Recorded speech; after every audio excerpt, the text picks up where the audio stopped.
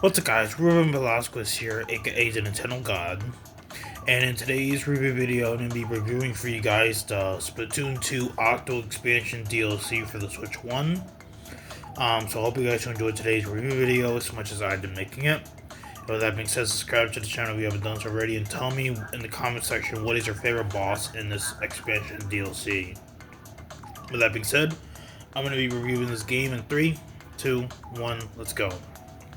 So Splatoon 2's Octo expansion DLC is what it actually says in the title. It is an expansion of Splatoon 2's adventure mode, so it comes with a bunch of challenges for the levels and stuff like that you gotta do. And the bosses are basically like hard mode bosses, like they're the same bosses from the Splatoon 2 base adventure mode, but they're like reprised as like harder versions of the bosses. Now I do have to show you guys something. I didn't complete every level in the game, as you can clearly see. There's some missing in the in this section. There's some missing in the dark, like black section. So I didn't do everything in this game, but I've done enough in the game up to the point until I can beat the DLC itself. So that's why I'm making this review today and not like extending it to like a different date.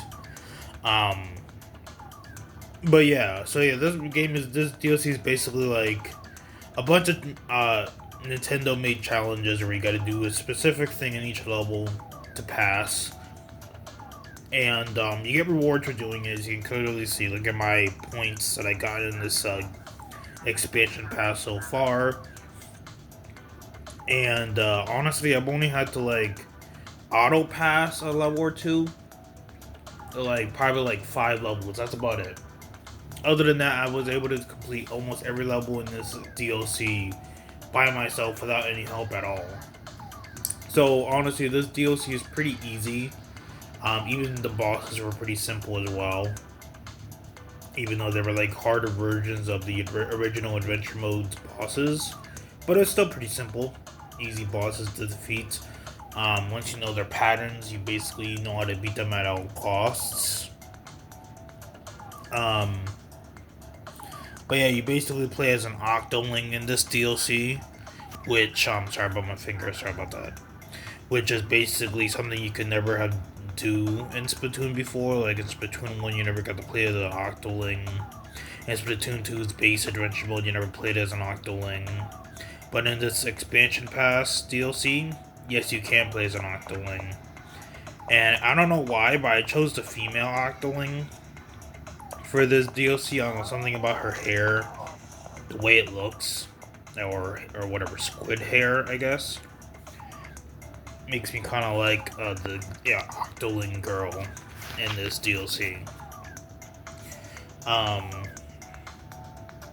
But yeah, other than that, there's really not much to say about this DLC. I mean, it was an amazing DLC, not gonna lie. It took me about like 5.5 hours to beat, to be honest.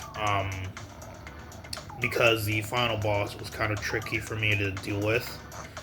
Other than that, this game was a total 10 out of DLC was a total 10 out of 10. So like if you have the money, like the extra cash to get the Splatoon 2 DLC, and you just want to have a fun time, then I highly recommend this DLC to anybody who's a big Splatoon fan and all that stuff, and wants, more of what they already had in Splatoon 2. But, yeah, there's really not much to say, about this DLC. But, I guess I'll end up today's review. So, hope you guys enjoyed today's review video as much as I did making it. And if you haven't already, subscribe to the channel if you haven't done so already. And like I said, comment down below what is your favorite boss in this DLC. And with that being said, my next video will be coming up tomorrow, and it will be not a review. It will be more like my thoughts on, but not really my thoughts, but it'll be a normal type of different video about why I think the Switch 1 is worth it in 2026. So I hope you guys enjoy that video when it comes out tomorrow. But with that being said, this is Ruben Velasquez, aka the Nintendo God, signing out. Peace. Bye, guys.